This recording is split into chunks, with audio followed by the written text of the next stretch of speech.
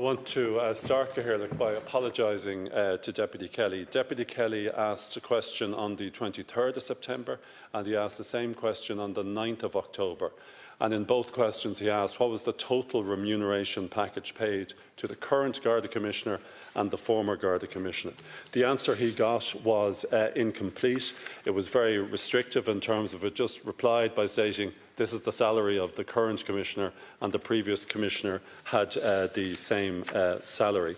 It didn't include, as Deputy Kelly has said, details about the fact that the previous Garda Commissioner was provided with accommodation in the Phoenix Park by the Office of Public Works, and the rent on that was paid by An Garda Síochána. The rent was €1,800 per month. And I'm conscious, while the personal tax details of any individual are confidential, I can confirm that the former Commissioner paid benefit in kind in respect of that arrangement.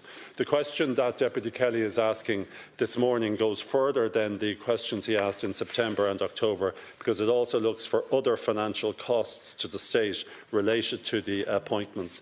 And I just want to say in respect of that on foot of a security assessment by An Garda Síochána, expenditure of €212,000 was incurred by the Garda vote in relation to security at the House, and there was an annual monitoring charge of €2,500 was incurred in relation to those security arrangements.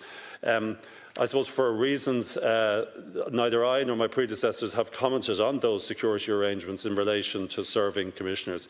Can I just say in respect of the pension arrangements that the former Commissioner had the option of joining the single public service pension scheme or having a pension contribution equivalent to 18.4% of a salary being made to a pension scheme nominated by him. He waived that.